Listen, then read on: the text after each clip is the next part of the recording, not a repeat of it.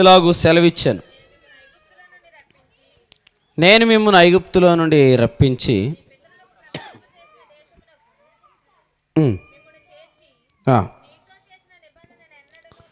నిబంధన నేను ఎన్నడూ మేరను, మీరు ఈ దేశ నివాసులతో. అది ప్రార్థన చేద్దాం. ప్రేమగల మా తండ్రి, నీ మాటలు మాకు అనుగ్రహించమని, కూర్చున్న వారందరికీ నీ తలంపులు అర్థమగినట్లు చేయమని, మాకు యేసు ప్రభువుని అగుపరచమని యేసుక్రీస్తు నామమున వేడుకుంటున్నాము తండ్రి, ఆమేన్. ఉదయకాలం మనం ఏం వాక్యం విన్నామో దానిని మనం కొనసాగించు దేవుని మాటలు విందాం. న్యాయాధిపతుల గ్రంథం 2వ అధ్యాయంలో నిబంధన అనే మాట మీద ప్రభు మనతో మాట్లాడారు. ముఖ్యమైన నిబంధనలు 2. అందులో మొదటిది పాత నిబంధన, రెండవది క్రొత్త నిబంధన. మొదటి నిబంధన, పాత నిబంధన, యేసుక్రీస్తు యొక్క శరీరమందు అది కొట్టివేయబడిందని దాని గ్రహింపు అర్థాన్ని పూర్తిగా ఉదయకాలం విన్నా. ఈ మెసేజ్ యూట్యూబ్లో అప్లోడ్ చేస్తారు, ఉదయకాలం మెసేజ్. దాన్ని మీరు తర్వాత వినండి, మరలా ఆ వాక్యంలో స్థిరం అవటానికి సహాయకరంగా ఉంటుంది. క్రొత్త నిబంధన అనే నిబంధనను ఆయన స్థిరపరిచాడు. క్రొత్త నిబంధన పాత్రను స్తుతి పాత్ర అన్నారు, లేదా ఆశీర్వచనపు పాత్ర అన్నారు కదా. ఉదయం నేను చెప్పే కదా, ప్రభు బలలో దేని దగ్గర స్తోత్రాలు చెల్లించాలి? పాత్ర దగ్గర కదా. ప్రభు రొట్టె దగ్గర అది విరవాలి. మనము విరుచు రొట్టె తినుట, క్రీస్తు శరీరములో పాలు పుచ్చుకొనుట, స్తుతించు పాత్రలోని త్రాగుట, క్రీస్తు రక్తములో పాలు పుచ్చుకొనుట. కాబట్టి ప్రభు రొట్టెని ఎత్తుకున్నప్పుడు దాన్ని విరవాలి, అదే శరీరం అని ఎంచడం. ప్రభు పాత్రను ఎత్తుకున్నప్పుడు దానికి స్తోత్రము చెల్లించాలి. ఇది ఎందుకు విరుస్తున్నామంటే, ఆ రొట్టె ప్రభు యొక్క శరీరం. ఆ శరీరమందు మొదటి దానిని ఆయన కొట్టివేశాడు. మొదటి దాని పేరు ఏంటంటే పాపజ్ఞప్తి కలిగించే నిబంధన. ఎందుకంటే మొదటి నిబంధన ద్వారా మరి ఏటేటా ఎడతెగకుండా మాటి మాటికి అర్పించే బలులు విధించబడ్డాయి. పాత నిబంధన గ్రంథం అంతా ఏముంది? బలులు ఉన్నాయా? ఒకటే బలిని గురించిన సంగతి ఉందా? బలులు ఉన్నాయా? ఒక్కటే బలిని గురించిన సంగతి ఉందంటే కొంతమందికి పాత నిబంధన చదువుతున్నప్పుడు బలులే కనపడతాయి. కానీ యేసు ప్రభు మాత్రం లోకాసు వార్త 24:27లో ఆయన చెప్పిన భావాన్ని గమనిస్తే, ఆయన ఒకే ఒక్క బలి గురించిన విషయము ఓల్డ్ టెస్టమెంట్ అంతా ఉందని చెప్పాడు. కాబట్టి పాత నిబంధన గ్రంథం అనగానే పాత నిబంధన బలులు అనుకోవద్దు. పాత నిబంధన గ్రంథం అంతా కూడా క్రొత్త నిబంధన బలి గురించిన సాక్ష్యం అన్నమాట. అందుకనే మన సువార్త నిర్వచనం చెప్తాం. ఎక్కడి నుంచి? కొరింథీ పత్రిక నుంచి కదా. ఒకసారి చదవండి, 15వ అధ్యాయము 3-4 వచనాలు. అందరూ బైబిల్ తెరవండి, బైబిల్ తెరిచి వాక్యం చూడండి. బైబిల్ తెరుస్తూ ఉంటే మీరు వినటానికి కూడా అవకాశంగా ఉంటుంది. చదవండి.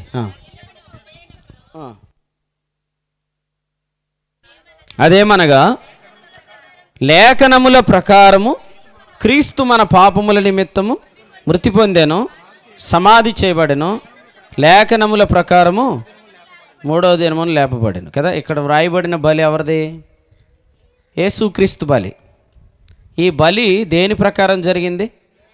పేతురన్న, దేని ప్రకారం జరిగింది ఈ బలి? లేఖనములు అంటే ఏవి? అది డేవిడ్ రాజు అనలా చెప్పాలి మనం ఆన్సర్.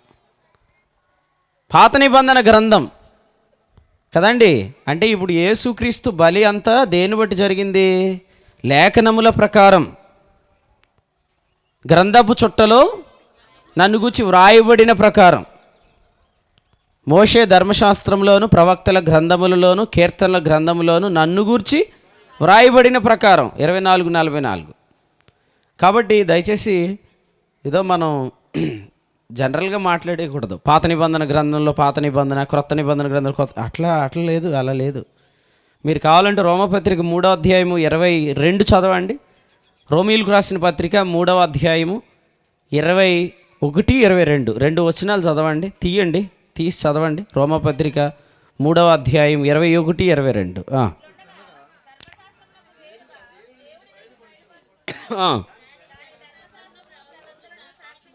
దేనికన్నా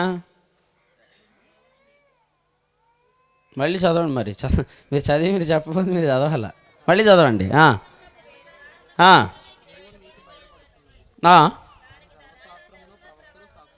ఓకే, ఇప్పుడు చెప్పండి. ధర్మశాస్త్రం ప్రవక్తలు అంటే పాత నిబంధన గ్రంథం దేనికి సాక్ష్యం?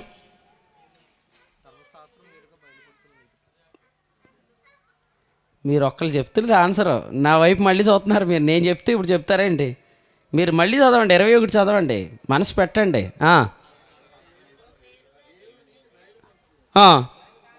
ఇప్పుడు చెప్పండి, దానికంటే దేనికి కాదండి.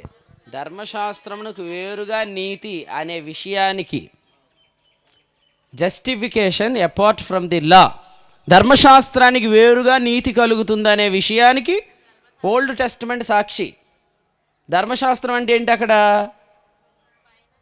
10 కమాండ్మెంట్స్ కింద రాసింది ఓల్డ్ టెస్టమెంట్. చాలా జాగ్రత్త చదవాలి. ధర్మశాస్త్రం ప్రవక్తలు అని ఉంటే అది టెస్టమెంట్. ధర్మశాస్త్రానికి వేరుగా నీతి అంటే కవనెంట్. తెలుగు బైబిల్లో అలాగే ఉందన్న అలా కుదరదుగా. మరి మనం మనసు పెట్టాలి. Justification apart from the law. ధర్మశాస్త్రానికి వేరుగా నీతి. ఆ ధర్మశాస్త్రం ఏది? పాత నిబంధన 10 ఆజ్ఞలు. దానికి ధర్మశాస్త్రం ప్రవక్తలు సాక్ష్యం ఇస్తుందన్న ధర్మశాస్త్రం ఏది? ఆదికాండం, నిర్గమకాండం, లేవీకాండం, సంఖ్యాకాండం, ద్వితీయోపదేశకాండం, లేదా కీర్తనల గ్రంథాలను కూడా ధర్మశాస్త్ర గ్రంథమే అంటాం. ప్రథమ స్కందం ఆదికాండం, ద్వితీయ స్కందం నిర్గమకాండం, తృతీయ స్కందం సంఖ్యాకాండం, పంచమ స్కందం ద్వితీయోపదేశకాండం. ఈ 5 స్కందాలు 5 కాండాలు మోషే ధర్మశాస్త్రం. అర్థమైందండి? మళ్ళీ చదవండి. మీరు చదివితేనే మీకు అర్థమైంది. అందరూ చదవాలి.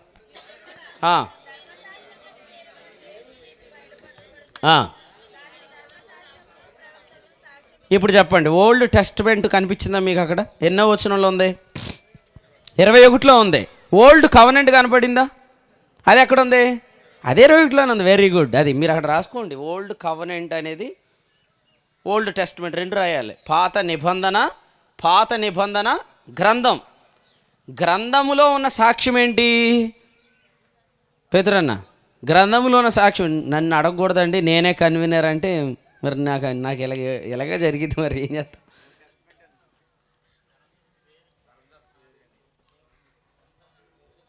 ఓల్డ్ టెస్టమెంట్ ఇస్తున్న సాక్ష్యం ఏంటంటే ధర్మశాస్త్రం అనే నిబంధన, పాత నిబంధనకు వేరుగా నీతి కలుగుతుందని ఓల్డ్ టెస్టమెంట్ చెప్తుంది. కాబట్టి ఓల్డ్ టెస్టమెంట్ అంతా ఓల్డ్ కవనెంట్ లేదు. ఓల్డ్ టెస్టమెంట్ అంతా ఓల్డ్ కవనెంట్కి వేరుగానే నీతి కలుగుతుంది అనే సాక్ష్యం ఉంది.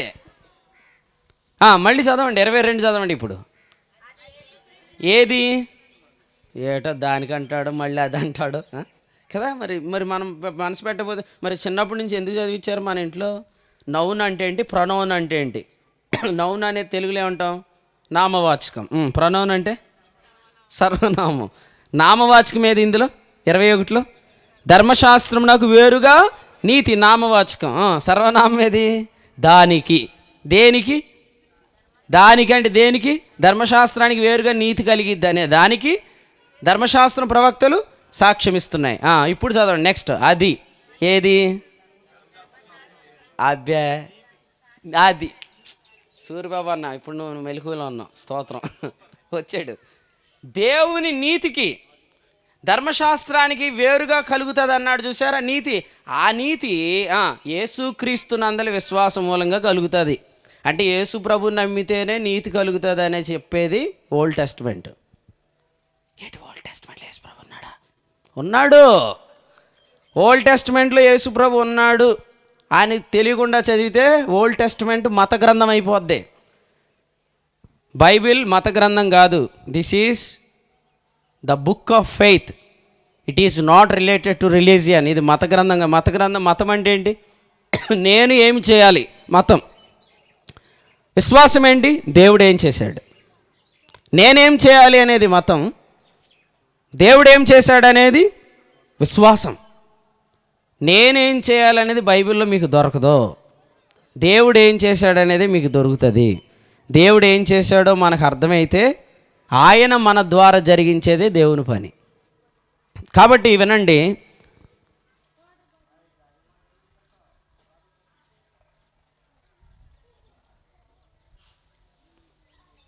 రైట్. ఏమన్నా నువ్వు వెళ్ళిపోవాలి, స్పీడ్గా పరిగెత్తాలా? అది నువ్వు మధ్యలోకి వచ్చి డిస్టర్బ్ చేసే. ఇప్పుడు వినాలి, అందరు జాగ్రత్తగా వినండి. ఇప్పుడు సింప్లిఫై చేద్దామా? పాత నిబంధన అంతా దేని గురించి సాక్ష్యం ఇస్తుంది? ఇక దేవుని నీతి అనొద్దాం. మళ్ళీ మీరు దేవుని నీతి అంటున్నారు. ధర్మశాస్త్రం వేరుగా నీతి కాదు, యేసు ప్రభుని నమ్మితే నీతి. అదే కదా 22 చదవండి. ఏదన్నా మరి అదని పెట్టి చదవద్దు, మళ్ళీ వెనక్కి వెళ్ళాల్సి వస్తుంది. దేవుని నీతి యేసుక్రీస్తునందలి విశ్వాసమూలమైనదై నమ్మువారందరి కలుగు. ఇప్పుడు ఈ వచనాలు ఎందుకు చదివాని చెప్పండి. ఆ 39 గ్రంథాల్లో ఏముంది అనడానికి వచ్చాము. ఇది 39 గ్రంథాల్లో ఏముంది? యేసు ప్రభువుని నమ్మితే, యేసు ప్రభు అండి మత్తుపోవాలా, యేసు ప్రభువుని నమ్మితేనే నీతి, ఆ విషయం ఉందండి. అలాగైతే పాత నిబంధన అంతా ఎవరున్నారు? యేసుక్రీస్తున్నాడు. పాత నిబంధన అంతా యేసుక్రీస్తున్నాడని ఎవరు చెప్పారు?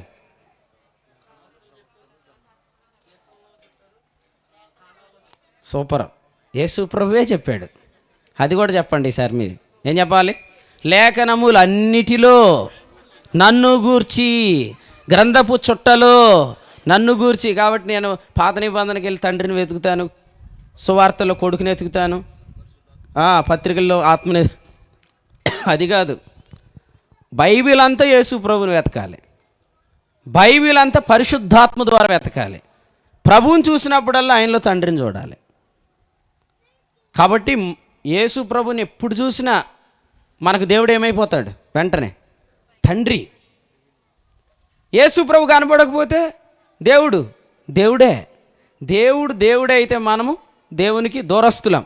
దేవుడు తండ్రి అయితే మనం ఆయనకు సమీపస్తులం. కాబట్టి బైబిల్ చదువుతున్నప్పుడల్లా దేవునికి మనం ఎంత సమీపస్తులం అర్థం కావాలి. బైబిల్ చదువుతున్నప్పుడు మనం ఆయనకి అంత క్లోజ్గా ఉన్నామని అర్థమైతే అప్పుడు మనం పాడొచ్చు. చిన్నప్పుడు సండే స్కూల్లో పాట ఉండేది, అనాథలం మేము కానే కాదుగా. మేము అనాథలం కాదు, మనకు తండ్రి ఉన్నాడు కదండి. ఇప్పుడు ఎవరైనా మనల్ని బయటికి లాక్కెళ్ళిపోవాలంటే, ఈజీగా మనల్ని డైవర్ట్ చేయాలంటే మొదట వాడే పదం ఏంటనుకున్నారు? మీకు అది లేదు కదా, మీకు అది లేదు, మీకు ఇది లేదు, మీకు ఇవి లేవు, మీకు అవి లేవు. సో లేవు కాబట్టి ఏం చేయొచ్చు? నేనున్నాను అని నెక్స్ట్ వాళ్ళు అక్కడికి వచ్చేస్తారు. ఇది లేదు, అది లేదు, అది లేదు, ఇది లేదు. అసలు మన బైబిల్ చదువుతుంటే ఎవరున్నారని కనపడాలా? తండ్రి. యేసుక్రీస్తు కనపడగానే మనకు దేవుడు ఏమని అర్థమవుతాడు? God is my father. నీకు ఫాదర్ అనే ఆ అద్భుతమైన విషయము కానీ అర్థమైతే, తండ్రి అనగానే మనకేమర్థమైద్ది అంటే నేను అన్నీ కలిగిన వాడునని అర్థమైద్ది. తండ్రి అంటే అర్థమేంటి? నావన్నీయు నీవి కదండి. ఎవరు చెప్పారు ఈ మాట? నావన్నీయు నీవనే మాట ఎవరు చెప్పారు? లూకా సువార్త 15లో తండ్రి చెప్పాడు. ఏమన్నాడు? అలాగే తండ్రి కనిపించిన ప్రతిసారి ఏం కనపడిద్ది? అన్నీ ఉన్నాయి. ప్రతిరోజు బైబిల్ ఎందుకు చదువుకోవాలి? శామ్యూయల్ పీటర్ అన్నీ ఉన్నాయి అనే దాంతో లేవాలి బైబిల్ దగ్గర నుండి. ఐ హ్యావ్ ఎవ్రీథింగ్, నాకు అన్నీ ఉన్నాయి అన్నవాడు మొహం తప్ప అందరి మొహాలు 7 మొహాలే కదండి, నాతో సహా. అన్నీ ఉన్నాయి అనే ముఖం తప్ప అన్ని ముఖాలు 7 ముఖాలే. ఇప్పుడు న్యాయాధిపతుల గ్రంథం 2:1 చదవండి. నిద్రపోయేవాళ్ళు నిద్రపోండి, పక్క వాళ్ళ మీద పడొద్దు. రెండోది, నిద్రపోయేవాడిని ఎవరు లేపొద్దు. అపవిత్రుడు ఇంకా అపవిత్రుడుగానే ఉండేమో, పరిశుద్ధుడు ఇంకా పరిశుద్ధుడు, నిద్రపోయేవాడు ఇంకా నిద్రపోనేమో. మీరైతే వినండి, ఎవరు లేపకండి, ఓకేనా? ఎందుకంటే వాళ్ళు వాళ్ళు మళ్ళీ వస్తారు మన మధ్యలోకి. చదవండి బ్రదర్. బోకీంకి వచ్చాడు. బోకీం అంటే బాకా అంటే ఏడుపు అని. బాకా అంటే ఏంటి? ఏడుపు. దేవుని ప్రజలు ఎక్కడి నుంచి ఎక్కడికి వచ్చేసారు? గిల్గాల్ నుండి బోకీం అంటే పైకి వెళ్ళలేదు, కిందకి వచ్చేసారు. వారు యోర్దాను దాటగానే యెహోషువ గ్రంథం 5లో గిల్గాల్కి వచ్చారు. గిల్గాల్ అంటే అర్థం ఏంటంటే ఐగుప్తు అవమానము మన మీద నుండి దొర్లించబడింది. అవమానం దొర్లించబడింది అనేది ఆనందం. బోకీం అంటే ఏడుపు కదండి. ఇప్పుడు అందరూ ఎక్కడికి వచ్చారు? ఏడుపులు ప్రసంగాలు. ఏ ప్రసంగాలు? ఫస్ట్ నిన్ను ఏమని తేలుతారంటే నువ్వు కరెక్ట్ కాదని తేలుతారు. సో దేవుడు నీకు ఏది ఇవ్వడని చెప్తారు. నీకు ఏది ఇవ్వడని చెప్పిన తర్వాత ఆనందంతో వారు తిరిగి ఇంటికి వెళ్ళిరని ఉంటుందా? ఏముంటుంది? అది అసలు ఎలా వెళ్ళాలి? నాదా ఇప్పుడు నీ మాట చొప్పున సమాధానంతో నీ దాసుని పోనిచ్చుచున్నావు. అసలు ఎప్పుడు దేవుని సన్నిధికి వచ్చినా ఆ గుమ్మల్లోంచి హ్యాపీగా వచ్చేయాలి. కానీ ఒక్కొక్కరు ఒక్కొక్క గుమ్మలోంచి బయటకు వస్తారు. వందనాలు చెప్తే నేను చెప్పాల్సిన అవసరం లేదు, నాకు పాట ఇవ్వలేదు. ఇంకొకరు ఇంకో గుమ్మల్లోంచి వస్తారు, అన్నయ్య వందనాలు నేను చెప్పను, నన్ను అసలు పట్టించుకోవాలి, ప్రార్థన కూడా ఇవ్వలేదు. ఇంకొకరు ఇంకో దానిలోంచి వస్తారు, ఏమైంది? అది నాకు పలహారం పెట్టలేదు కదండి. ఇప్పుడు అందరి మాటలు ఏం కనపడుతుంది? లేదు లేదు లేదు. ముఖం చూడండి ఎలా ఉంది, ఏడుపు ముఖమే కదా. కానీ వాడతాం లోపలికి వచ్చి ఏమని? నీ సన్నిధిలో సంపూర్ణ సంతోషం కలదాం కదండి. మళ్ళీ నీ మందిరావరణములను చూడవాలని నా ప్రాణము కదా. మధ్యాహ్నం కూడికి రాను, ఎందుకు? ఉదయం కూడికలో న్యాయం జరగలే. ఇలాగ మనం ఎప్పుడు ఇక ఏడుపు మొహాలు వేసుకొనే ఉంటున్నాం. అది మన జీవితాలు తొలగిపోనుగాక. మీరు ఎప్పుడు హ్యాపీగా ఉండాలంటే మిమ్మల్ని ఎవడు సంతోషపెట్టడు. మన సంతోషంగా ఉండడానికి దేవుడు ఇది ఇచ్చాడు. ఇది చదివినప్పుడల్లా ఎవరు కనపడాలా? యేసు ప్రభు కనపడితే, ప్రభువు కనపడినప్పుడల్లా తండ్రి కనపడతాడు అంతే. అసలు దేవుడు అనే ఒక దూరంలో ఉన్న వ్యక్తిని మనకు దగ్గర తెచ్చినవాడు ప్రభు అయిన యేసుక్రీస్తు. ఇంకా చెప్పాలంటే ఎవరి నిమిత్తం సమస్తం ఉన్నవో, ఎవరి వలన సమస్తము కలుగుచున్నవో ఆయన అనేకులైన కుమారులను తండ్రి దగ్గర దేవుని దగ్గర తెచ్చాడు. ఒకప్పుడు ఆయన ఎవరు? 6:16 తిమోతి పత్రిక, సమీపింపరా అని తేజస్సులో. ఈ కరుణ కుమార్ గారు కరుణ ఏంటంటే మొత్తం అక్కడి నుంచి మొత్తం స్మెల్ అంతా ఇట్ అవుతుంది. సమీపింపరా అని తేజస్సులో ఆయన మాత్రమే వసించు అమరత్వము గలవాడన్నాడు. మనుషుల్లో ఎవడును ఆయన చూడలేదు, చూడనేరడు. అంత దూరంలో ఉన్న దేవునికి ఇప్పుడు మనల్ని అందరినీ ఏం చేశాడు? హెబ్రీ 2:10 అందరిని తీసుకెళ్ళి ఎరా మనం అంటాం కదా, ఇంట్లోంచి వెళ్ళినప్పుడు ఒక్కడిని వెళ్ళవరా ఎంతమందిని వేసుకొచ్చో లోపలికి అంటాం. పిల్లలు ఏం చేస్తారు? ఒరే మా ఇంటికి రండి, మా ఇంట్లో టీవీ పెద్దది, అక్కడ చూద్దాం క్రికెట్ అని అందరిని తెచ్చేసి ఇంట్లో కూర్చోబెడతారు కదా. మీరు ఎవరు అలా చేయలేదా? మేము చిన్నప్పుడు అది చేసేవాళ్ళం. బయటికి వెళ్తాం, పిల్లల్ని అందరిని ఏరుకొచ్చేసి ఇంట్లో కూర్చోబెడతాం. కూర్చున్న వాళ్ళు మనోళ్ళు ఏం చేస్తారు? కుదురుకొండగా ఆడి చెప్పులతోటే మంచం ఎక్కేస్తాడు. ఆడి వెళ్ళాక మనకు పెళ్ళి అయిపోద్ది ఇంట్లో కదా. నువ్వు అక్కడికి టీవీ కేబుల్ కనెక్షన్ తీసేస్తాను చూడు, వచ్చే నెల నుంచి పెట్టను అంటారు మళ్ళీ. అసలు యేసు ప్రభు ఇంటి నుండి బయలుదేరి ఎలా వచ్చాడు? తండ్రి నుండి. గోధుమ గింజ ఒంటిగా ఉండి మృతమైతేగా అది విస్తారముగా ఫలించ ఒంటరిగా వచ్చాడు, ఒక్కడే వచ్చాడు. ఇప్పుడు వెళ్ళినప్పుడు ఎంతమందిని తీసుకెళ్ళాడు? అనేకులైన కుమారులు. వీళ్ళందరినీ ఏమంటున్నాడు? తండ్రి నన్ను కూర్చోమంటాడు కదా, నేను ఎక్కడ కూర్చుంటానో మీరు నాతో కూర్చోండి అక్కడ అన్నాడు. ఎఫెసీ 2:7 క్రీస్తు యేసును మృతుల్లో నుండి లేపి ఆయనతో కూడా పరలోకమందు మనలను కూర్చొని. యేసు ప్రభువు నమ్మిన వారు అందరూ క్రీస్తుతో కూర్చున్నారు ఇప్పుడు. అంటే ఇప్పుడు యేసు క్రీస్తుకు దేవునికి ఎంత దూరం ఉంది? అంత దూరం ఉంది మనకి దేవునికి. ఆ దూరం ఎన్ని కిలోమీటర్లు?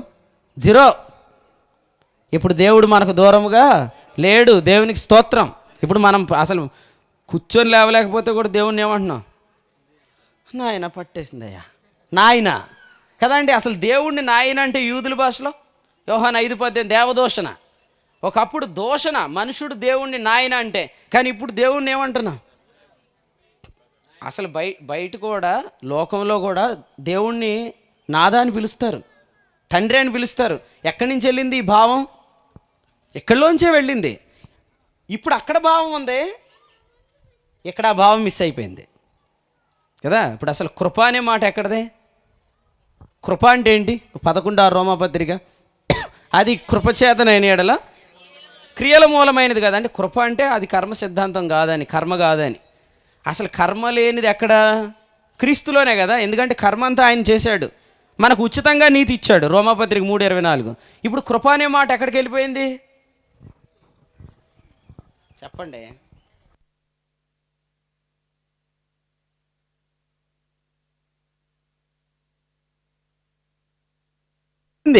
కానీ ఇక్కడ కృప మిస్ అయింది కదా. అంటే అసలు దేవుణ్ణి తండ్రి అని పిలిచే భావన, ఆ ఆరాధన, ఆ సంబోధన, ఆ ప్రార్థన అంతా క్రీస్తులో నుండే వచ్చింది. ఎందుకంటే ఎవ్వరు దేవుణ్ణి తండ్రి అని పిలిచే అధికారం ఎవరికి లేదు. తండ్రి అంటే అర్థమేంటి? యోహాను 8:35, కుమారుడు ఎల్లప్పుడు ఇంటిలో నివాసము చేయను కదండి. ప్రపంచంలో ఎవరైనా మోక్షం వెళ్ళటానికే భక్తి చేస్తారు. ఒక క్రైస్తవ్యంలో మాత్రమే మోక్షములో ఉన్నామనే భక్తి ఇచ్చాడు. కానీ ఇప్పుడు క్రైస్తవ్యంలో కూడా అందరూ పరలోకం వెళ్ళాలంటే 7 మెట్లు, పరలోకం వెళ్ళాలంటే అనే ప్రసంగాలు వచ్చాయి. కానీ మీరు చదవండి, ఫిలిప్పీ పత్రిక 3వ అధ్యాయం ఆఖరి వచనంలో ఏమన్నాడు? చదివితే మంచిదే. మన పౌరస్థితి అక్కడికి ఆగకుండా చదవాలి. నెక్స్ట్ వచనం కూడా చెప్పాలి. చెప్తారా? చదవండి. కాదు అక్కడ నుండి అనే మాట ఉంది. మన పౌరస్థితి పరలోకమందు ఉన్నది, అక్కడ నుండి అనే మాట ముఖ్యమైంది. ఎక్కడ నుండి కాదు, ఎక్కడ నుండి కాదు. మన భక్తి ఎక్కడి నుండి? అక్కడ నుండి. దేవునికి స్తోత్రం. మీ అందరికీ అర్థమగును గాక. అక్కడ నుండి ఎదురుచూపు, అక్కడ నుండి నిరీక్షిస్తున్నాం. అందుకనే కొలసి 1:3 అన్నాడు, పరలోకమందు మీ కొరకు ఉంచబడిన నిరీక్షణను బట్టి మీకు కలిగి ఉన్న విశ్వాసం. క్రైస్తవ భక్తి అనేది పరలోకము నుండి నిరీక్షించడం వల్ల కలుగుతుంది. పరలోకం నుండి ఏమి నిరీక్షించలేం? పరలోకము నుండి ఏమి నిరీక్షించలేం? పరలోకంలో ఏమి లేదో అది మనం పరలోకమును నిరీక్షించలేం. పరలోకంలో ఎవరున్నారు?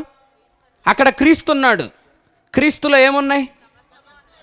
క్రీస్తులో అన్ని మేలులే ఉన్నాయి. అంతా జీవమే ఉంది, అంతా క్షేమమే ఉంది, అంతా సర్వమే ఉంది. సర్వ సంపూర్ణత అయినందు నివసిస్తుంది.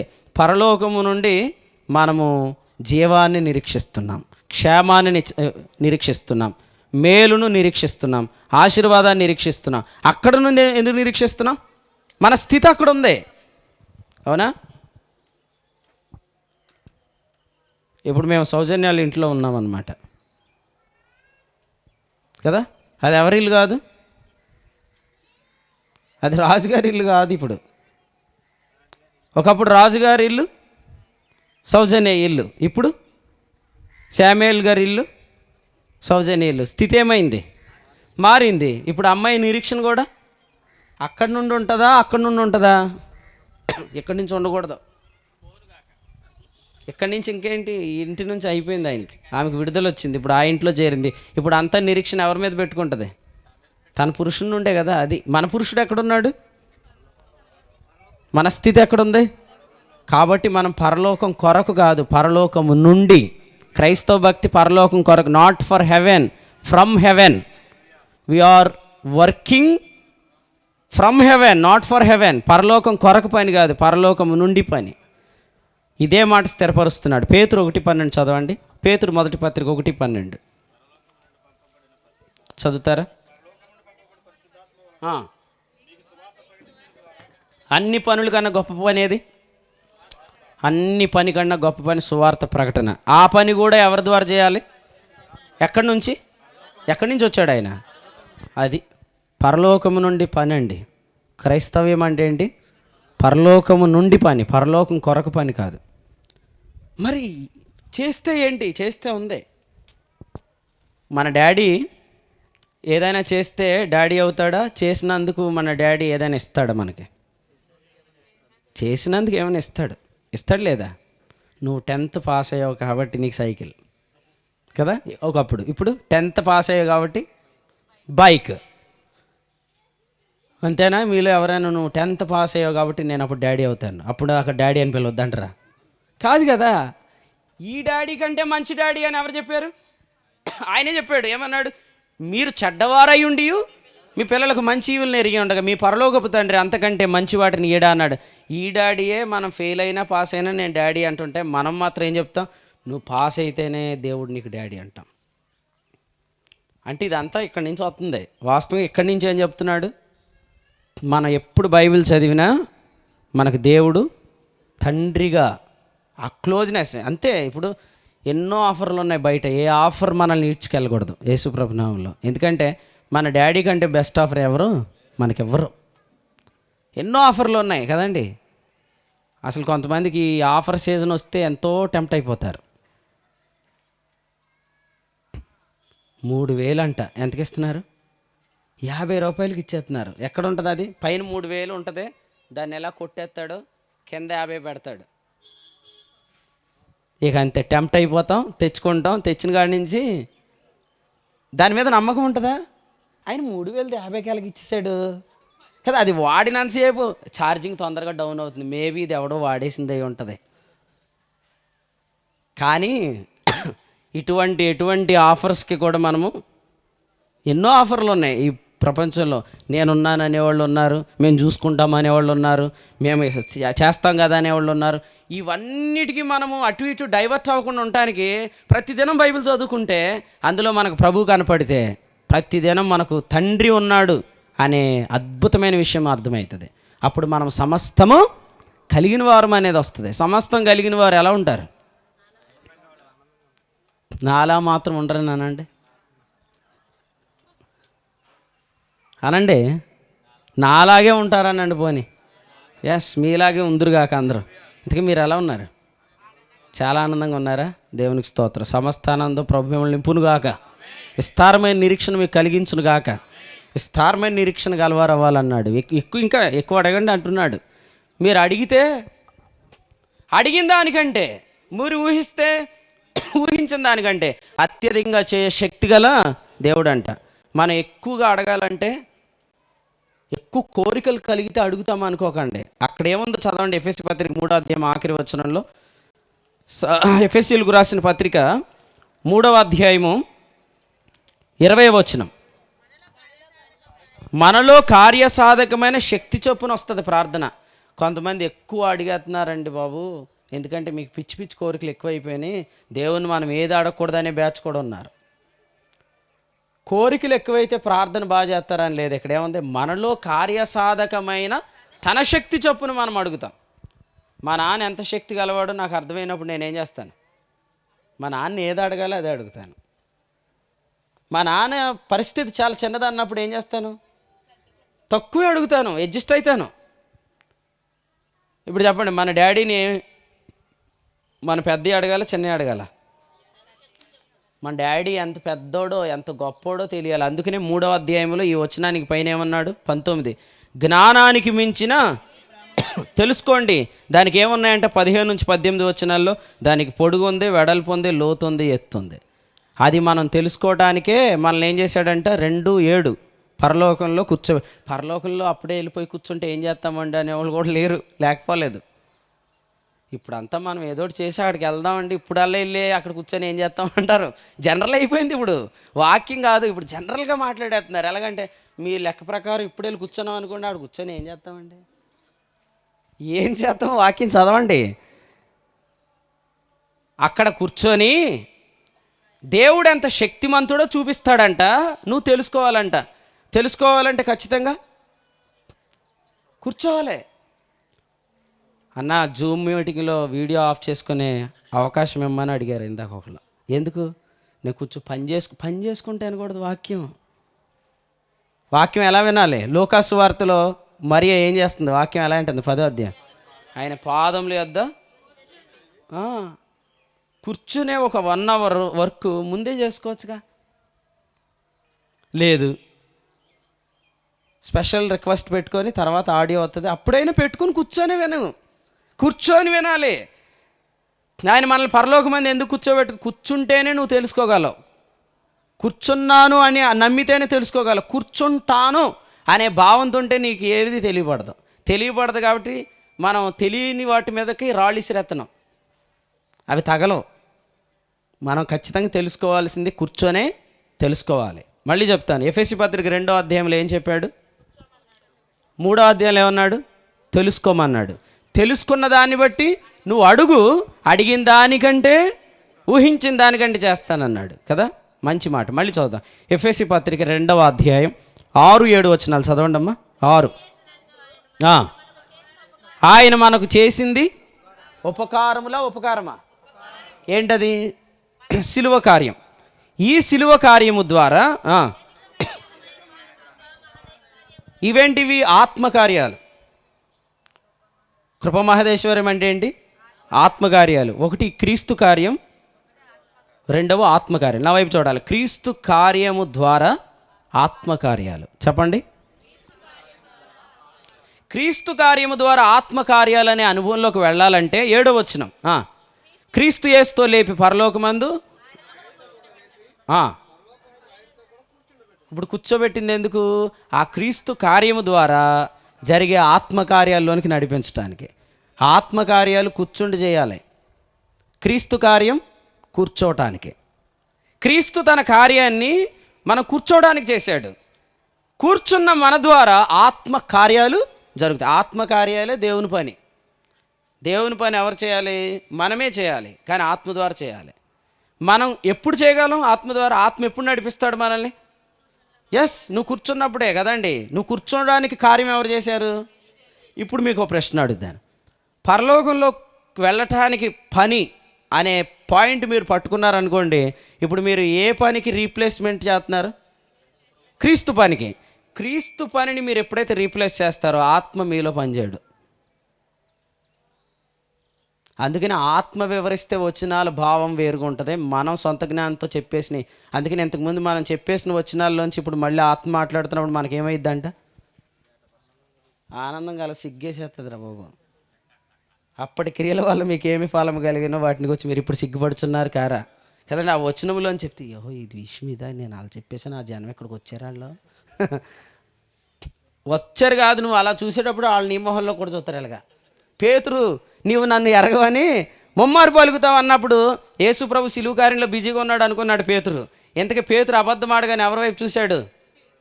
నన్ను కానీ చూస్తున్నాడా అని చూస్తే ఇంతగా ఆయన అలాగే చూస్తున్నాడు. అలాగా ఈ వాక్యాలు మనకి ఎలాగ తోస్తే అలాగ చెప్పేసిన బ్యాచ్ని ఇప్పుడు మనం వేసుకొచ్చామనుకోండి.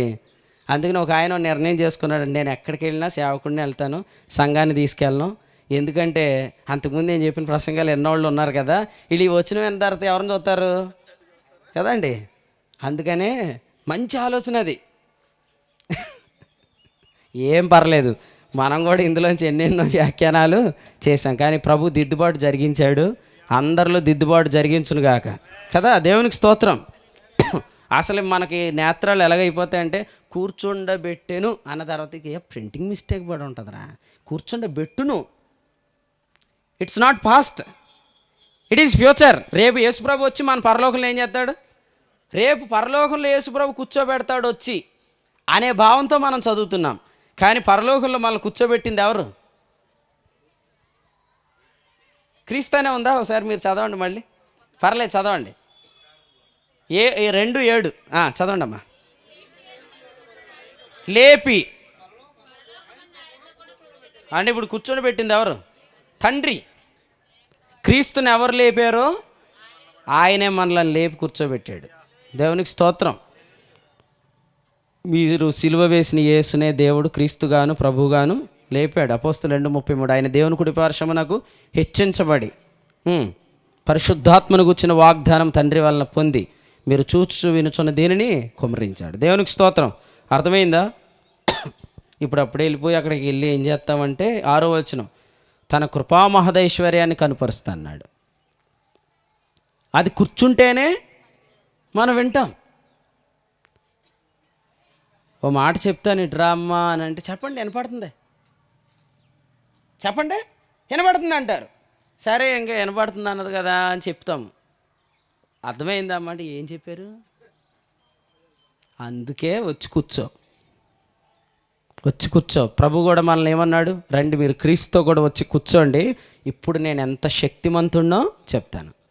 ఇంతకుముందు నేనేం చేయాలని అడిగావుగా, నేనేం చేయాలన్నప్పుడు ఏం తెలిసింది నీకు? నువ్వెంత బలహీనుడివో తెలిసింది. ఇప్పుడు క్రీస్తు ఎవరు అనే దానిలోకి వచ్చావుగా. ఇప్పుడు నేనెంత శక్తిమంతుడో చెప్తాను. కాబట్టి బైబిల్ ఎక్కడి నుంచి ఎక్కడికి నేనెంత బలహీనుడనో అని తెలుసుకున్న తర్వాత ఆయన ఎంత శక్తిమంతుడో అని తెలుసుకునే దానిలోకి మళ్ళీ నడిపించింది. అర్థమైందండి? నేనెంత బలహీనుడిని తెలుసుకోవడానికి టైం పడుతుందా పట్టదా?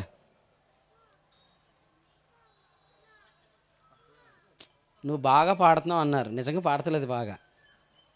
మనం పాడుతున్నాము అనుకుంటున్నాం అనుకోండి, మైక్ వదులుతామా? వదలం. ప్రతిదానికి వస్తామా లేదా? ఒకరోజు ఎవరో పక్కకి పిలిచి ఇంకోసారి పాడకరా, నీకు తెలియట్లేదు, నువ్వు పాడింది లైవ్లో ఉందో సార్ చెవిలో పెట్టుకొని నేను అన్నారనుకోండి, అదే సమాప్తం. ఇంకా సేమ్ అలాగే నేనేం చేయాలని అడిగిన ఇశ్రాయేలీలు, అయ్యో నేనెంత దౌర్భాగ్యుడిని, ఇట్టి మరణం నాకు శరీరం నుంచి నన్నెవడు విడిపించిననే ఆ అనుభవం రావడానికి సుమారు 1500 సంవత్సరాలు పట్టింది. నేనెంత బలహీనుడిని అనేది నాకు తెలియటానికి it will take some time.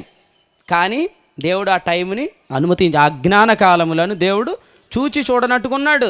ఎందుకంటే తెలుసుకోనివ్వండి, వాళ్ళు ఎంత పవరో వాళ్ళు తెలుసుకుంటానంటున్నారుగా, తెలుసుకోనివ్వండి అని వదిలాడు. ఇప్పుడు నన్నెవడు విడిపించుననే మూలుగు విని ఆయన సశరీరుడిగా ప్రత్యక్షమై, రా ఇప్పుడు నువ్వు బలహీనుడు అని తెలుసుకున్నావుగా, నేనెంత శక్తిమంతుడినో చెప్తానని ఇప్పుడు తీసుకెళ్ళాడు. ఈ పాఠం ఎప్పుడు దాకా కొనసాగిద్ది? ఆయన ఎంత శక్తిమంతుడు అనే సబ్జెక్ట్ అయ్యేదాకా కదా. ఇప్పుడు ఆదివారాలు కూడా స్కూల్ పెట్టారు చూసారా.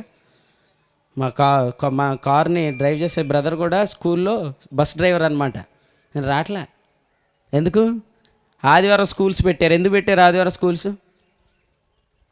అకాడమిక్ ఇయర్ అయిపోయింది, కొంతమందికి ఏం అవ్వలేదు, సిలబస్ అవ్వలా. సిలబస్ అంతా ఎప్పుడు చెప్పేస్తారు? ఈ ఆదివారం చెప్తారు. ఈ సిలబసే అవ్వకపోతే ఆ సిలబస్ అయిద్దా? ఆ సిలబస్ ఎంత పెద్దది? ఎఫెస్ 1:17 అపరిమితమైన శక్తి అన్నాడు. శక్తి అపరిమితం అంటే ఎన్ని రోజులు నేర్చుకోవాలి? మధ్యలన్నా అపరిమితమైన శక్తిని ఎన్ని రోజులు నేర్చుకోవాలి? ఇక ఎంతకాలం నేర్చుకుని నువ్వు నేర్చుకోవచ్చు. దేవునికి స్తోత్రం. ఎంతకాలమైన నేర్చుకుంది ఉందని అయ్యి బాబా అంత పెద్ద సబ్జెక్ట్ వద్దండి అనొద్దు. ఇక్కడున్న వారిలో అందరికంటే నేను ఒక మెట్టు ఎక్కువ తెలుసుకోవాలని అనుకుందాం. ఇక్కడున్న వారిలో అనుకోవడం తప్పేమైనా ఉందా? ఏమీ లేదు. కొరింథీ పత్రిక 15:10 నేను అపోస్తులందరికంటే ఎక్కువగా ప్రయాసపడుతున్నా అన్నాడు కదండి. అపోస్తులందరికంటే కంపేర్ చేసుకున్నాడా లేదా? కొరింథీ పత్రిక 14:18 మీ అందరికంటే అన్నాడా లేదా? అలాగే ఏం తప్పులేదు. ఇందులో కాంపిటేటివ్గా ఉండాలి మనం. మీకంటే నీకంటే నేను దేవుని శక్తిని ఎక్కువగా తెలుసుకుంటాను అని మీరు నాతో అనాలి, నేను మీతో అనాలి. తెలుసుకోవాలి. ఇందులో ఎవరు ఎక్కువ శక్తిని తెలుసుకుంటారో వారి ప్రార్థన మన అందరికంటే బాగుంటుంది. నా తండ్రి ఎంత శక్తిమంతుడో తెలిసినప్పుడు ఆయన నేను ఏం అడగాలో కూడా తెలుస్తుంది. నేను అడిగితే ఆయనకి చాలా ఆనందం, అడిగిన దానికంటే ఎక్కువ చేస్తాడు. సో ఇది కాబట్టి అన్న ఇప్పట్లో పరలోకి వెళ్ళిపోయి ఆవిడ కూర్చొని దిక్కులు చూస్తాం కాదురా బాబు, అక్కడికి వెళ్ళిన తర్వాత అసలు సబ్జెక్ట్ స్టార్ట్ అయ్యిద్ది. అందుకని ఇక్కడ ఏమన్నాడు? ఎఫెసీ పత్రిక 3:15-18 చదువుతారా మీరు? దేవుని యందు, దేవుని సంపూర్ణత యందు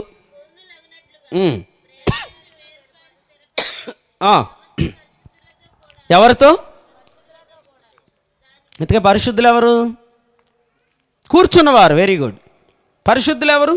కూర్చున్నవారు. పరిశుద్ధులు ఏం చేస్తున్నారు ఇప్పుడు దేవుని యొక్క కృపా మహదైశ్వర్యం, ఆయన మంచితనం, ఆయన శక్తి, దాని పొడుగు, దాని వెడల్పు, దాని లోతు, దాని ఎత్తు ఎంతో తెలుసుకుంటున్నారు. కాబట్టి ఇప్పుడు పరలోకం వెళ్ళటానిక పరలోకము నుండి తెలుసుకున్న తర్వాత ఏం చేస్తాం? ప్రార్థన చేస్తాం. ప్రార్థన చేసిన తర్వాత ఏం జరిగిద్ది? ఆయన మన ద్వారా పని జరిగిస్తాడు. మన ద్వారా పని ఖచ్చితంగా జరగాలి. కానీ ఆ పని మనం అడిగిన దాన్ని బట్టి మనలో ఆయన చేయాలి. మనం అడుగుట, మనం తెలుసుకున్న దాన్ని బట్టి అడగాలి. మనం తెలుసుకొనుట, మనం కూర్చున్నాం అనే దగ్గర నుంచి ప్రారంభించబడుతుంది. అర్థమైన వాళ్ళు స్తోత్రం చెప్పండి. రైట్. దేవునికి స్తోత్రం. మీకు అందరికీ అర్థం అవునుగాక. అర్థం అవ్వకపోవడానికి ఇందులో ఏమి లేదు. కాకపోతే మనము అంగీకరించడానికి మనసు ఉండాలి. అంగీకరించడానికి మీకు మనసు ఉంటే మన జీవితాల్లో జరిగే సంగతులు ఇవే.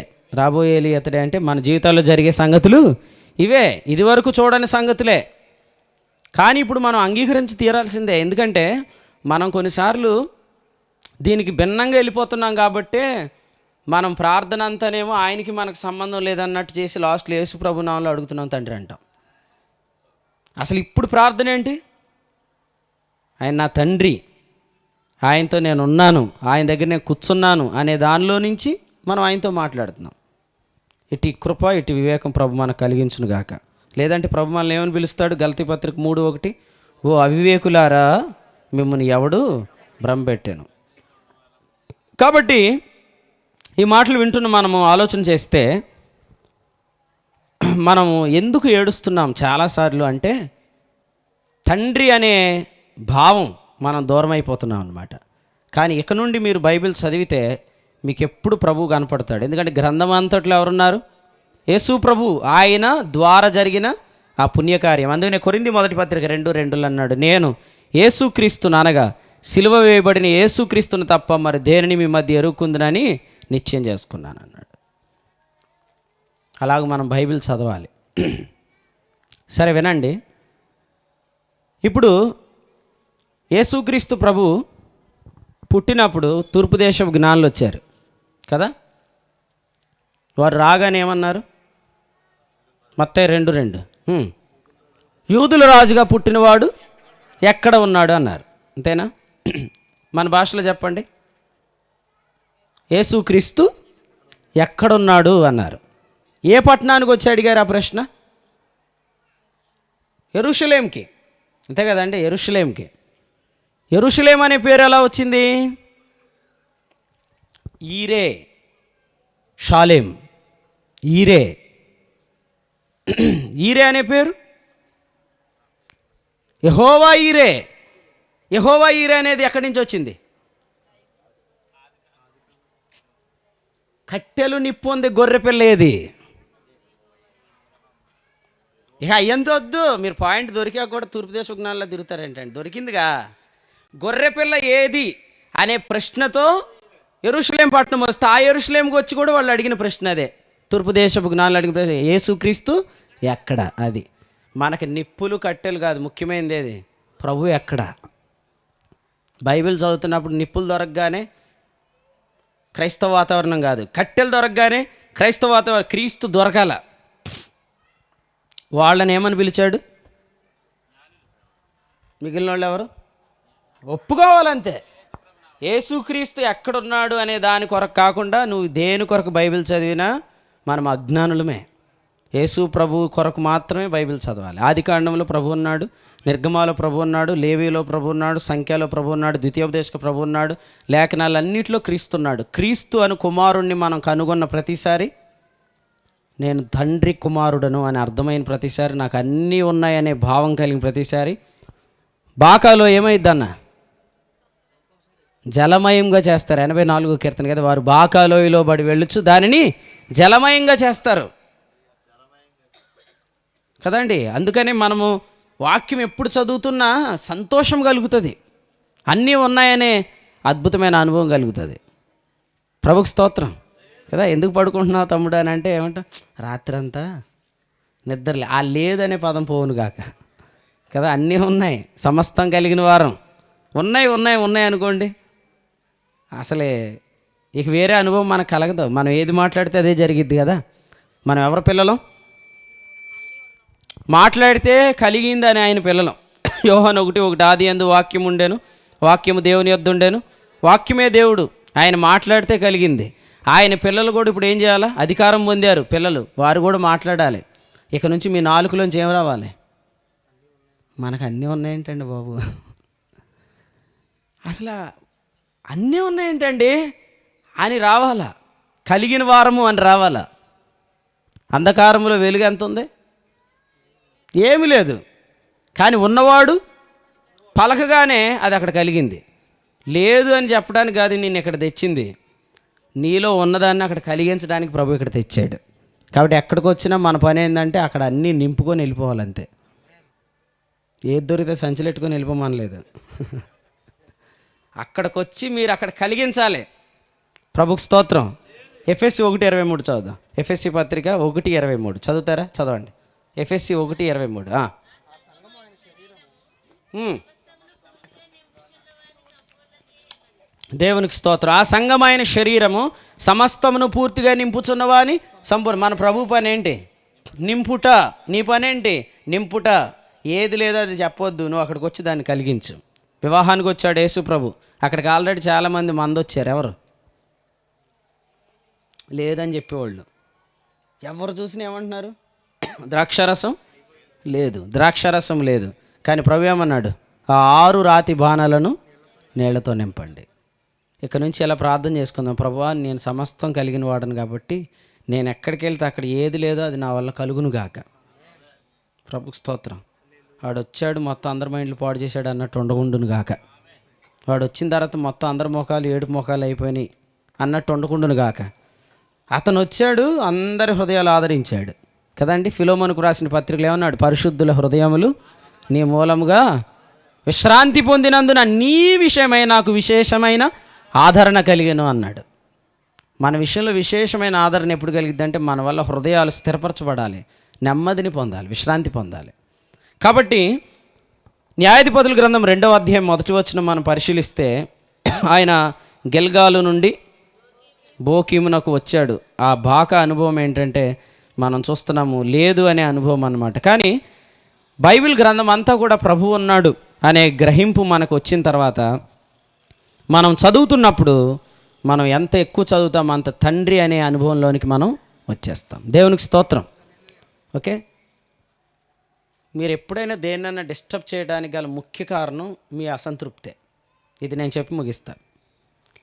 ఎప్పుడైనా మనం దేన్నైనా పాడు చేసేయటానికి, దేన్నైనా డిస్టర్బ్ చేసేయటానికి, దేన్నైనా మనం చెడగొట్టేయడానికి గల కారణం మనకున్న అసంతృప్తే కదండి. మనకు అసంతృప్తి ఉంటే మనం ఏం చేస్తాం?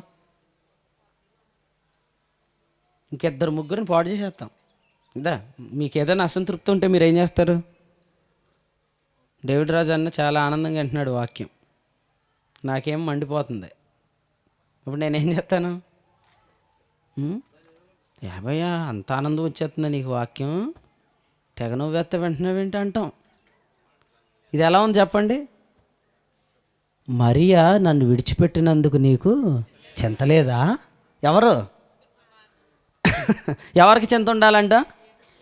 అసలు యేసు ప్రభు డిక్షనరీలో లేదు, భవిష్యత్తులో కూడా లేదు. ఏది చింత అనే మాట లేనోడి దగ్గరికి కూడా వెళ్ళి నీకు చింత లేదా అని అడిగే అంత చింత, అంత అసంతృప్తి నిండిపోతున్నాం కదండి. కానీ ఒక్కసారి ఫాదర్ ఫాదర్ ఫాదర్ తండ్రి తండ్రి తండ్రి అనే ఈ ఎక్స్పీరియన్స్లోకి వస్తే మనము చాలా తృప్తిగా ఉంటాం. ఎవరైనా ముఖాలు అసంతృప్తిగా ఉంటే వాళ్ళ దగ్గరికి వెళ్ళి వాళ్ళకి తృప్తి కలిగించే కృప దేవుడు మనకి ఇస్తాడు. అర్థమైందా? పడగొట్టుటకు కాదు, కట్టుటకే. దేవునికి స్తోత్రం. పడగొట్టుటకు కాదు, కట్టుడికే నియమించబడ్డాం, చేల్చడానికి కాదు. అర్థమైందా? మనము సమకూర్చడానికే నియమించబడ్డాం. అందుకని ఇప్పుడు ఈ మాట చదువుదాం. అపోస్తుల కార్యాల గ్రంథం 20వ అధ్యాయం 28వ వచనం చదువుకుందాం. అపోస్తుల కార్యములు 20వ అధ్యాయం 28వ వచనం. దేవుడు తన స్వరక్తం ఇచ్చి సంపాదించిన తన సంఘము అన్నాడు కదా. దేవుడు అనే మాట బాగుందా? దేవుడు అంటే ఎలా ఉంది? ఏదో ఒక దూరంగా ఉంది కదా. అందుకని ఫుట్ నోట్లు ఏం రాశాడు? ప్రభు అంటే ఎవరు? నా పురుషుడు, నా మనుష్యుడు, నావాడు, నేను నా ప్రియుని దానను, అతడు నావాడు కదా. ప్రభు అంటే ఇప్పుడు కనెక్షన్ ఏమైపోయింది? చాలా క్లోజ్ అయిపోయింది. కొందరికి సంఘము అనగానే ఎవరు కనపడుతున్నారు? దేవుడు. కొందరికి సంఘం అనగానే ఎవరు కనపడుతున్నారు? ప్రభు కదా. మనము సంఘం అనగానే ఎవరు కనపడాలి? దేవుడు అనే పదం కాదు, తండ్రి అనే పదం కదా. ప్రభు అనే పదం కనబడితే ఆ సంఘాన్ని ఏం చేయమంట? అక్కడ చదవండి. సంఘమును కాపాడమన్నాడా, చీల్చేసేయండి అన్నాడా కదండి. సంఘాన్ని కాయాలి, సంఘాన్ని చేల్చకూడదు. ఎందుకు చీలికలు తెస్తున్నాం అంటే ఎందుకు పని పాడు చేసేస్తున్నాం? బాగా జరుగుతుంది కదా. నువ్వు తిన్నని మార్గాలు చెడగొట్టుట మానవా అన్నాడు. ఎందుకు చక్కగా వినేవాళ్ళ దగ్గరికి కూడా వెళ్ళి మరి అలాగైతే మరి ఇదేంటి అని ఎందుకు అడుగుతున్నాను? ఎందుకు వాళ్ళు డిస్టర్బ్ చేసేస్తున్నావు? అబ్రహాము యేసు ప్రభువుని నమ్మగానే ఏమయ్యాడు? నీతిమంతుడయ్యాడు. మరి యాకోబు పత్రిక తీ ఒకసారి, అక్కడే ఉంది. క్రియల మూలంగా కూడా నీతోనే ఉంది కదా. నువ్వు ఎందుకు చెప్పాలి ఈ మాట? కాసేపు ఆగలేవా? ఆ వాక్యం చెప్పినోడు ఉన్నాడుగా, ఆడి దగ్గరికి పోవచ్చు కదా. పోయి, అయ్యా ఉచితంగా నీతి అన్నారు కదా, మరి క్రియల మూలంగా కూడా అబ్రహాం నీతిమంతుడు అని ఉంది కదా, మరి దీని లెక్క ఏంటని నువ్వు ఆయన అడిగితే ఆయన చెప్తాడా చెప్పడా?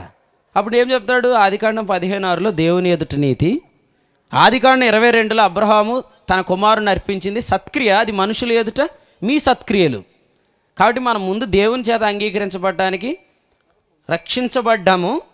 తర్వాత రక్షించబడిన తర్వాత ఆయన ద్వారా మనం పనిచేస్తున్నప్పుడు సత్క్రియలు మనుషులు చూచి దేవుని తెలుసుకోవటానికి.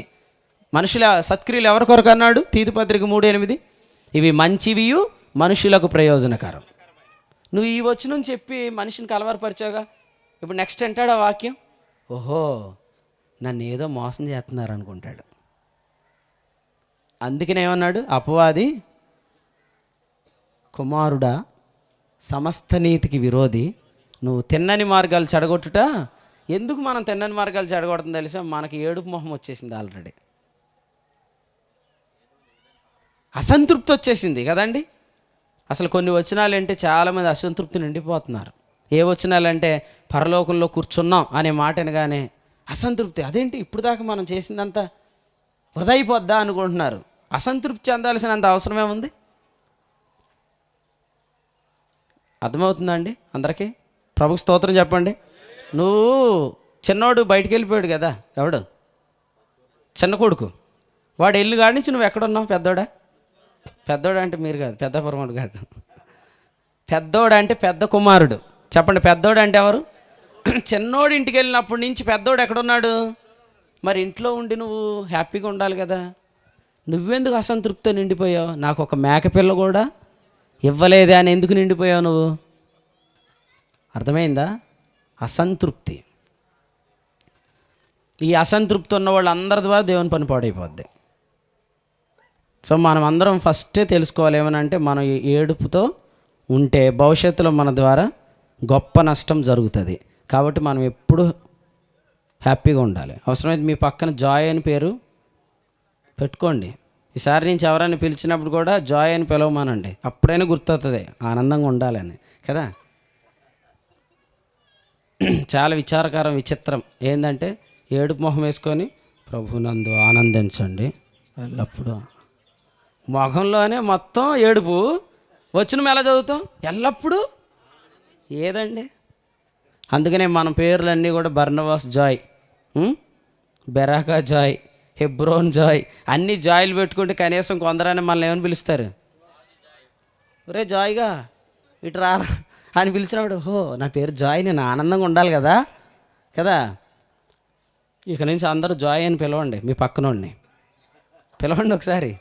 అది hey my dear bro Joy అని పిలవండి. మై డియర్ సిస్టర్ జాయ్ అని పిలవండి.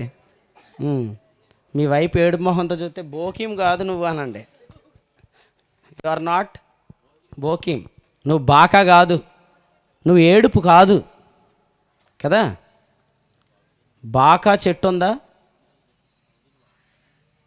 ఏడుపు చెట్టు. వాళ్ళు ఎవరు వాక్యం వింటలేదు, వాళ్ళకి కాదు మీటింగ్స్, మనకే.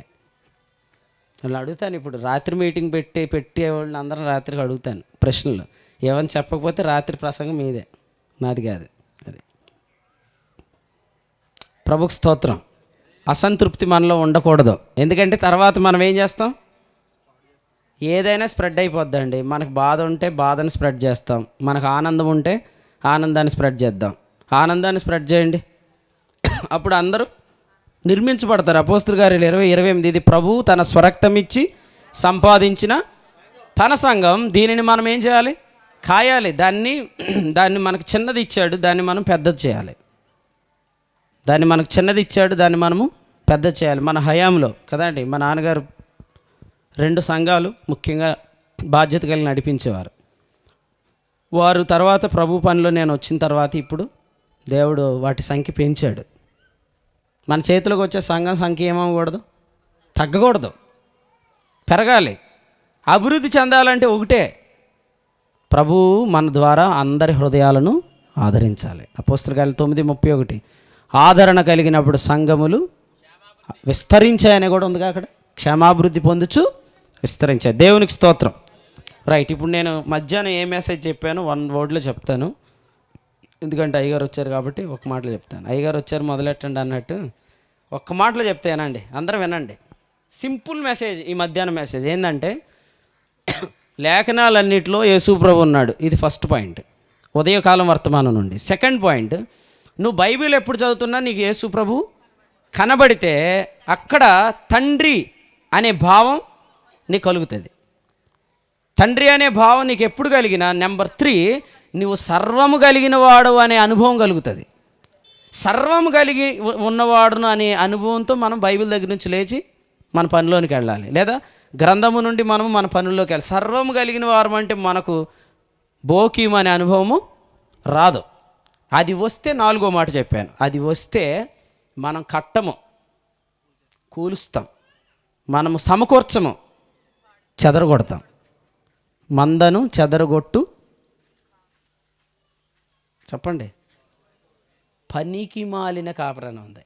మందను చెదరగొట్టు పనికి మాలిన కాపరికి శ్రమ, అతడి కుడికన్ను కుడి చేయి అన్నాడు కదండి. అతని కుడికన్ను బొత్తిగా దృష్టి తప్పిద్ది, అతని కుడి చేయి బొత్తిగా ఎండిపోతుంది అన్నాడు.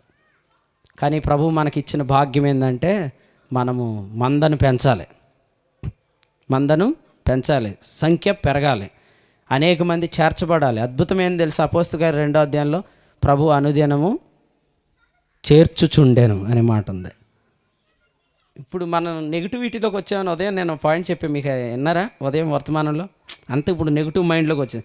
ఇప్పుడు కూడా ఎక్కువ మంది జనం ఉంటే అక్కడ దుర్బోధ ఉందని, తక్కువ మంది దగ్గర సత్యవాక్యం ఉన్న దగ్గర తక్కువ మందే ఉంటారు, అట్లా సమర్థించుకోవద్దు. అలాగైతే యేసు ప్రభు దగ్గర ఎంతమంది ఉన్నారు? మార్కు సువార్త 1వ అధ్యాయం మీరు చదివితే సాయంకాలం జనాలు ఆయన మీద పడుతున్నారు. ఆ అధ్యాయం చివరిలో నలుదిక్కుల నుండి ప్రజలు ఆయన దగ్గరికి వస్తున్నారు. 2వ అధ్యాయంలోకి వస్తే నలుదిక్కుల నుంచి రావడానికి లేక పైకొప్పు తీశారు.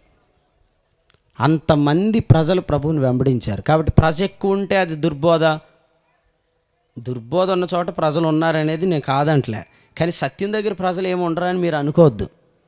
ఎందుకు? ఆయన ఏమన్నాడు? నన్ను ఆకర్షించము, మేము నీ వద్దకు. మన మధ్య ప్రభువు ఉంటే అనేక మంది వస్తారండి. నా దగ్గర 5 మంది ఉన్నారు లాస్ట్ ఇయర్, ఇప్పుడు 3 మంది అయ్యారు. ఎందుకు? నేను ఉన్నది ఉన్నట్టు చెప్తాను, గొప్పలు చెప్పుకోక అలాగా. నువ్వు చెదరగొట్టేసావు, ప్రభు రేపు అడుగుతాడు లెక్క. నా దగ్గర మొన్న 3 ఉన్నారు, ఇప్పుడు 10 మంది, ఇప్పుడు 100 మంది, నెక్స్ట్ 1000 మంది అవుతారు. అట్లా చెప్పాలి. మనం చేర్చబడతారు, ప్రభు చేరుస్తాడు. ఎందుకంటే ప్రజలందరూ ఏం వెతుకుతున్నారు? ఆదరణ, సంతోషం, నిరీక్షణ, నెమ్మది. ఇవన్నీ ఎవరి దగ్గర ఉన్నాయి? మన దగ్గర. ప్రభువు మన దగ్గర ఉన్నాడు, మన దగ్గర ఉన్నాయి. మన ముఖాల్లో వెలుగు కనపడాలి. ఆ వెలుగునకు జనములు నీ వద్దకు వస్తారు. యెషయా గ్రంథం 60వ అధ్యాయం 1వ వచనం. మన దగ్గరికి వచ్చే ఒక్కొక్కరు ఒక్కొక్క 1000 మంది అన్నాడు. మీలో ఒకడు, ఈ ఒక్కడు 1000 మంది. ఎవరైనా కాదనగలరు ఈ సత్యం? ఎవరు కాదనలేరు. ఈ ఒక్కడు 1000 మంది. అక్కడ ఉన్నారు యవనస్తులు, వాళ్ళు ఒక్కొక్కరు 1000 మంది, ఒక్కొక్కరు 1000 మంది చెప్పిన లెక్కేయండి. వెలుగు దగ్గరికి వస్తుంది. కొన్ని స్థలాల్లో ఈ ఒక్కడు -1000. ఈయన ఏడుస్తూ ఉంటాడు. ఈ అసంతృప్తి ఏమంటాడు? ఎవరెవరు ఏడుతున్నారో చూస్తాడు, వాళ్ళని వెళ్ళి పరామర్శిస్తాడు. ఇదే యాత్ర, ఓదార్పు యాత్ర. ఈయన పరామర్శించాడంటే ఈ జగన్ కాలనీలో కొంతమందిని ఏం చేస్తాడు? ఇక ఆయన దగ్గర చేర్చుకుంటాడు ఇక. కానీ మనకు ప్రభు ఇచ్చిన వారందరూ కట్టుటకు నియమించబడ్డారు. దేవునికి స్తోత్రం. అందరికీ ప్రభు ఆనందం కలిగిస్తే అందరూ కూడా నిర్మాణంలోనికి వస్తారు. అపోస్తలుల కార్యాలు 20:28లో ప్రభు కోరుకుంది ఏంటంటే మీరు దేవుని సంఘమును కాయాలి. యోహాను 21:15 నీవు నన్ను ప్రేమిస్తున్నావా? నా మందను కాయము, నా మందను మేపుము. నిజంగా ఎవరైతే మందను కాస్తున్నారో, మందను మేపుతున్నారో వారు యేసు ప్రభుని ప్రేమిస్తున్నారు కదండి. ఆయన మనల్ని ప్రేమించాడా లేదా? ప్రేమించి తన్ను తాను మన కొరకు అప్పగించుకున్నాడు కదా. గలతీ పత్రిక 2:20 అన్నాడు, నా కొరకు యేసు ప్రభు చనిపోయాడు, ఆయన కంటే నన్ను ప్రేమించేది ఇంకెవ్వరూ ఎక్కువ లేరు. Now this is the time. నేను ఆయన్ను ప్రేమించే సమయంలోకి వచ్చాను. నా ప్రేమను ఆయన పట్ల నేను ఎలా చూపగలను? నాకు ఇచ్చిన దాన్ని నేను కాయాలి, మేపాలి, మందను పెద్దది చేయాలి.